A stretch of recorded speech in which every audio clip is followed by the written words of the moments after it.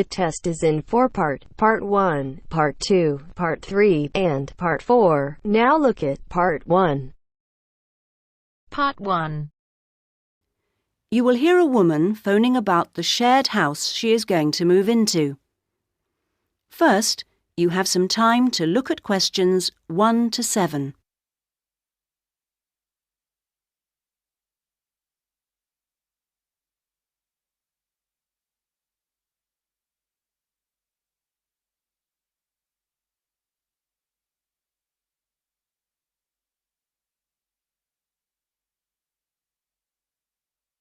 You should answer the questions as you listen, because you will not hear the recording a second time. Listen carefully to the first part of the conversation and answer questions 1 to 7. Hello? Hello, this is Hilary. I'm calling about the house. I'm moving in next week. Oh, yes, Hilary. This is Judith. I met you when you came to look at the house. Yes, I just had a few more questions I wanted to ask. Of course. Well, first, about the rent. I realise I didn't check what it included. Yes, that's important.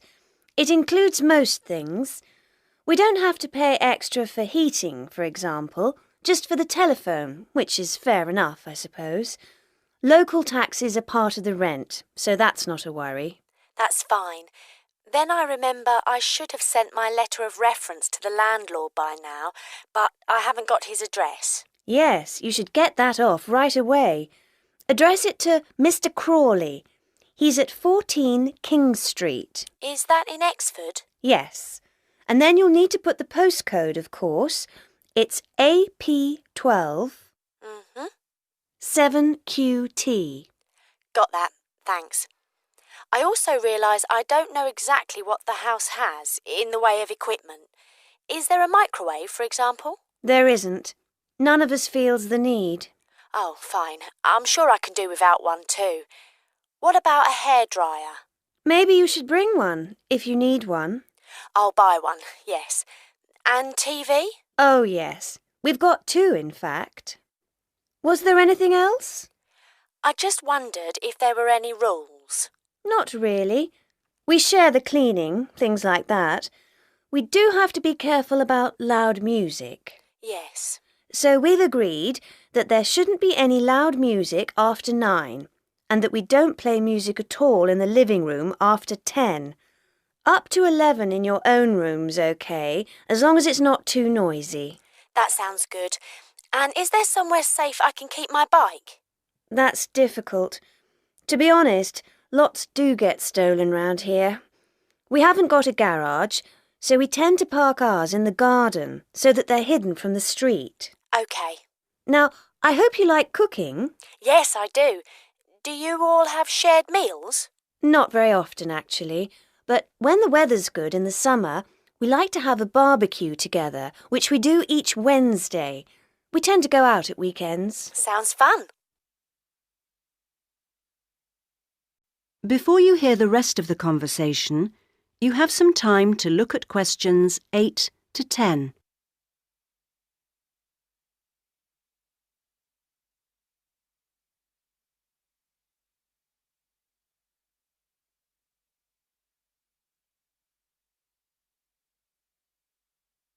Now listen and answer questions 8 to 10. Are you familiar with this area? A bit. Actually, there are a few things that I'd like to know the location of. A bank, for example. Yes, there's one quite close. You just go up to the junction near the house, the one where 4 roads meet, and go straight ahead and then take the second left. It's a little way down there on the left-hand side. That's convenient. Another thing is that I'd like to check my emails quite often. I was wondering how far away an internet cafe was. Well, there are a couple, actually, but one's much cheaper than the other. The one I use is very handy. You just go up to the big junction and then, well, I go straight ahead and then turn right so that it's on the right-hand side. Fine. And one last thing. Uh-huh. I need to go to the post office quite often. I'm hoping there's one quite close to the house. You're in luck. You'd walk up to the big junction and then, if you want a nice route, take the street that's slightly to the right. Then you'd want the second left and you'd find it on the right side of the street. Well, it all sounds great. So, we'll see you in a couple of days' time? Yes. OK. Bye. Bye. That is the end of part 1. You now have half a minute to check your answers.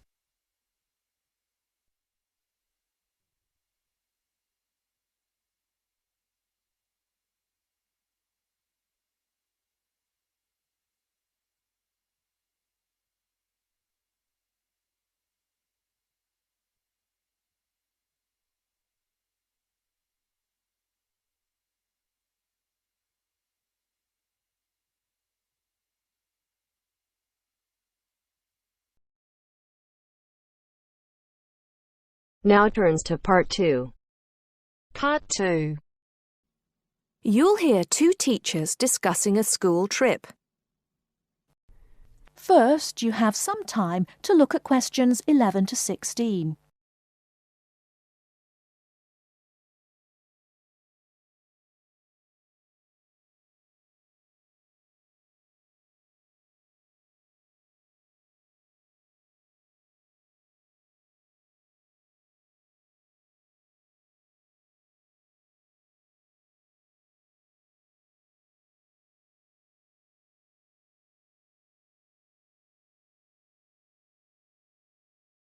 Now, listen carefully and answer questions 11 to 16.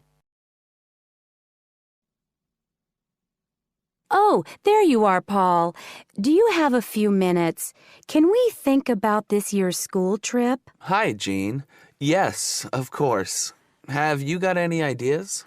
I've been looking through some information and I've brought a few leaflets with me. Here you are. Okay, thanks. Just remind me when the trip is. Next Friday. We'll be leaving at 9 and be back here at around 4, so we've probably got time to visit a couple of places. Let's see. What leaflet have you got there? Central Gardens. Looks like a nice place. It's open from 9 until 6, so we could go there anytime we wanted, really. What about there in the morning and then somewhere else in the afternoon? Farmers Market would be an option first as well, at least until they close at 1. Or we could try Grey Castle. That should be possible in the morning or in the afternoon. Oh, hang on. That's at the weekend. The last admission is at noon on weekdays. Greenhall says the same thing. Queen's Park opens at 8, so we could go there first. Or, according to these times, we could go there on the way back to school, because they don't close the gates until sunset during the week. Okay, that gives us a few options. We went to Queen's Park a couple of years ago, didn't we? I seem to remember that the pupils really enjoyed it. It'd be nice to go somewhere new as well. I've seen groups from other schools going around Grey Castle. So have I. But then again, maybe we should play it safe and go to Green Hall. At least we've got experience of taking classes round there. Farmers Market is popular with other schools, though, so it must be interesting. It'd be good to go somewhere where someone can show the pupils around, explain things to them. I've been on a tour around the castle, and they do a really good job. I think they have guides at the hall, too, don't they? It says here that they used to, but don't anymore. You can get shown round Central Gardens, though. I think we'd have to do any explaining if we took the pupils to the market or the park. That wouldn't be a problem, though. No, and at least those two would be free, wouldn't they? I think all the others charge, and we'd have to get the parents to pay some money. I'm sure they wouldn't mind paying if it was a small amount. Let me check the leaflets. There's a special price for large groups at Grey Castle. Oh, but you can get into Central Gardens for nothing. Right. Oh, I've just thought of something. We wouldn't need to book anything if we were going to Queen's Park, but what about the other places? Central Gardens say you need to let them know if there are more than 10 people in your group, which would include us. The same at Grey Castle. Farmers Market says you can just turn up, and so does Green Hall. Right. Well, I suggest we take the pupils to Grey Castle for a tour in the morning. How does that sound? Yes, sounds good. We should contact them to book it as soon as possible. In the afternoon, we can do something a bit more relaxed at the park, and we'll have to think about going to Green Hall another year. Shame Farmers Market isn't open, but we can't change the day. So that's a decision then. Now, let's think about what we're going to get the pupils to do. It's a school trip, after all, and we should give them some work to do. Before you hear the rest of the talk, you have some time to look at questions 17 to 20.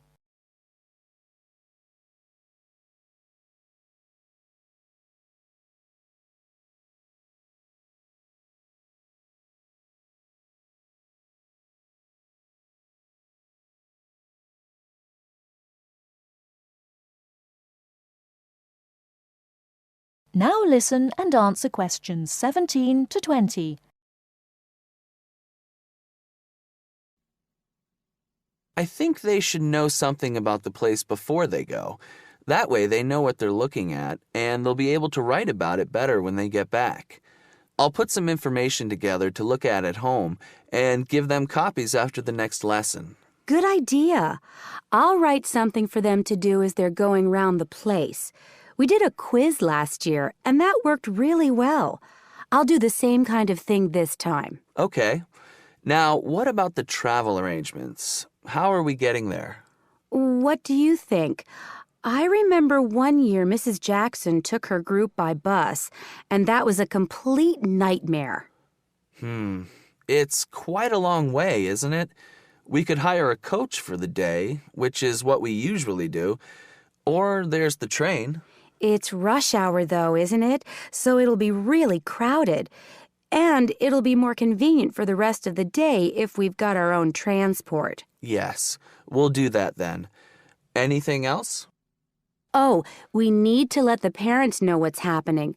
We could ask the office to call everyone. It would take too long with so many.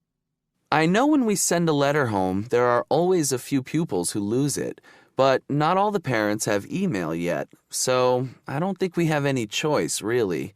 I'll write something and take it to the school office this afternoon. Right.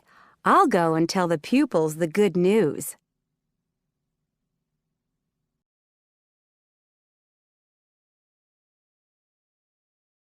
That is the end of part 2. You now have half a minute to check your answers.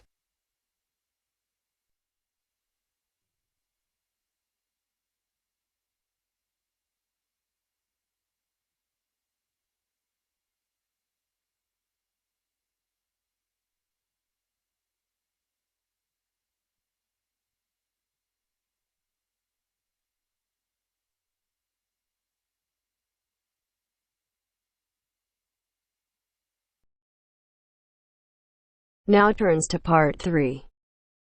Part 3.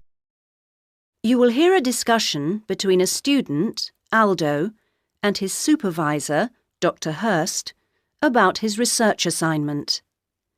First, you have some time to look at questions 21 to 23.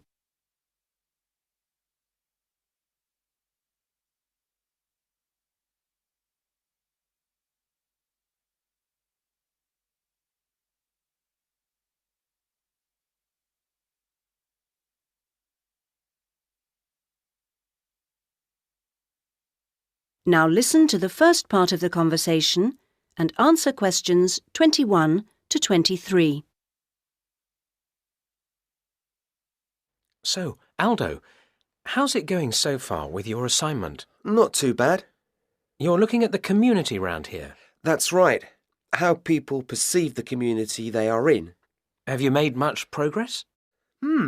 I conducted quite a lot of interviews on the street with local residents. Their responses are interesting. I haven't got quite as many yet as I'd like. I had wondered if I'd have language problems, particularly with the different accents. I seem to have managed, though. Having to work in the open has made it harder, and with the cold weather there's been recently, people don't necessarily want to stop and talk like they do if it's nice and sunny. That's something I've had to deal with. Of course, some people are too busy to stop and talk, but that's okay. I see. So, have you formed a good overall picture of how people view the community? To an extent. I've certainly talked to plenty of older people. I guess they may have more time to talk. I still don't really have enough young mothers, though. I've managed to get enough older mothers and children through the schools. That's something I had been worried about. Well, that shouldn't be too hard. Now, how are you going to deal with all the data you've collected? That's the difficult part. I guess I need to run some analyses, but I'm rather unclear about what methods to use. You've told me you're confident about using computers, so you just need some input on choosing programs. You should attend a statistics seminar. They're held every Friday after the methodology seminars in room 105. That should help you to select an approach. Oh, good. I'll do that. Now you have some time to look at questions 24 to 30. Meanwhile, let's hear something about what you've learned. Yes, I talked to a number of residents. Good. I imagine they didn't always have the same opinions. Views were certainly quite mixed. Take sports facilities. In general, people seemed to think they weren't very good. There's no swimming pool in the area, for example. But at the same time, there's a new football training area. It looks very smart to me, but it doesn't seem to get used very much. People seem to prefer sitting around in the parks. They enjoy that, taking picnics and so on. Although they want the council to be more efficient at cleaning, there's a lot of litter. People are obviously very concerned about their children's learning. The general view seems to be that early schooling at primary level is of a good standard in the area, but that this standard declines as children move up through the system. The colleges were criticised in particular. OK. Now, are you going to collect any more data? Some, I hope. There's a local festival next week, and I think the events there will give me some useful opportunities. I talked to a council officer about it all. Good. What does it involve? First, there's a dance show, which I'm sure I'll enjoy. The council explained that the concert hall's being renovated and won't be ready in time, so it's being held in the main square, which I think will be better anyway. At least I'll have more space to wander around in. True. And so I hope to be able to carefully watch the age groups that are there in the audience and make notes about how they interact. So that's one event. Then the following day there's another interesting event which I look forward to going along to, and that's a cookery competition. Oh yes, interesting. I think so. Yes, that one's being organised in the town hall, which has a big space apparently. With food and cooking from all the different people in the area, the council officer told me that it'll be a good chance to find out about the different cultures that make up the community. Sounds promising. Then there's one more event I'd like to go along to. The council officer promised me that the courses fair will be interesting. It's going to be in the Langtree Theatre, and the officer said lots of teachers will be there. I've already talked to plenty of them, but he advised me to put some questions to the head of education, who will also be there. That's all very useful. OK, I suggest you come back next week. That is the end of part 3. You now have half a minute to check your answers.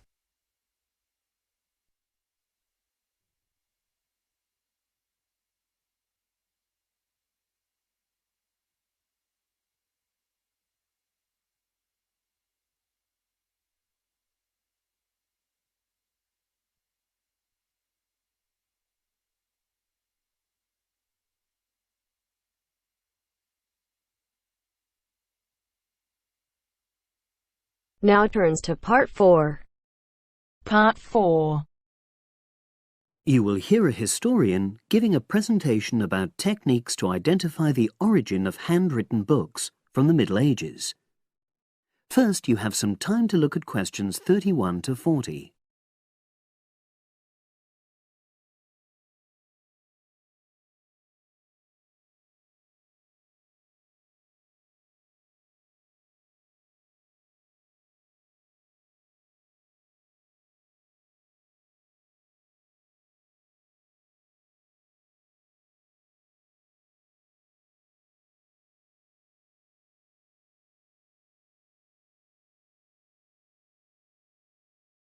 Now listen and answer questions 31 to 40.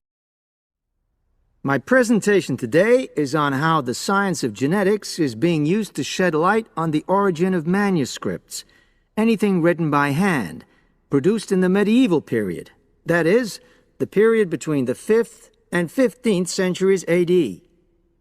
As many of you know, thousands of medieval handwritten books still exist today. Some of them have a clear provenance. That is, we know exactly where and when they were written. But the origin of many manuscripts has been a complete mystery.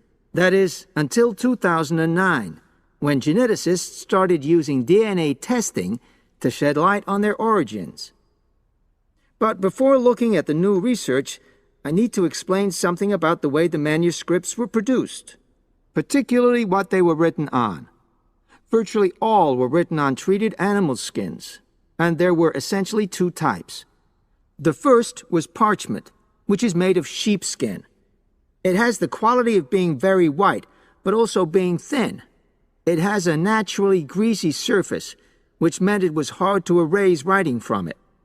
This made it much sought after for court documents in medieval times.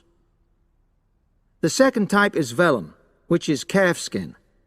This was most often used for any very high-status documents because it provided the best writing surface, so scribes could achieve lettering of high quality.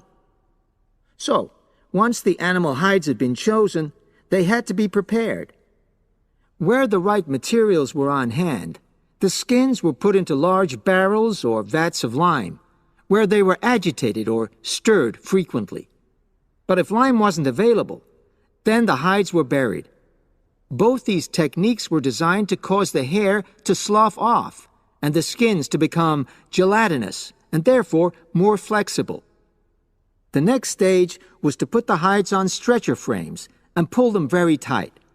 While on the frame, they were scraped with a moon-shaped knife in order to create a uniform thickness. For parchment, that was the end of the process. But for vellum, there was an additional stage, where it was bleached in order to achieve the desired color.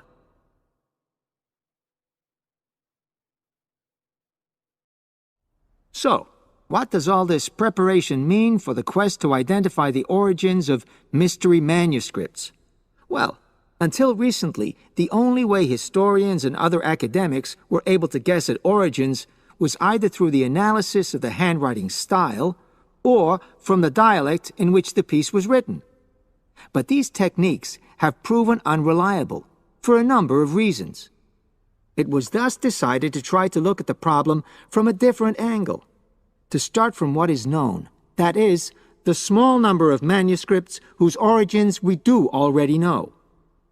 Because these parchments and vellum are both made from animal hides, it was possible to subject them to DNA testing and to identify the genetic markers for the date and location of production. From this was created what is known as a baseline. The next stage was to test the mystery manuscripts, finding their DNA characteristics, and then making comparisons between the known and the mystery scripts. Genetic similarities and differences enabled the scientists to gain more information about the origins of the many manuscripts we had known virtually nothing about up to that point. Now you might ask, what are the potential uses of this new information? Well, obviously, it can shed light on the origin of individual books and manuscripts. But that's not all. It can also shed light on the evolution of the whole of the manuscript production industry in medieval times. And because that was such a thriving business, involving very large-scale movements right across the globe, The new data, in turn, help historians establish which trade routes were in operation during the whole millennium. Now, if anyone has any questions... That is the end of part 4. You now have half a minute to check your answers.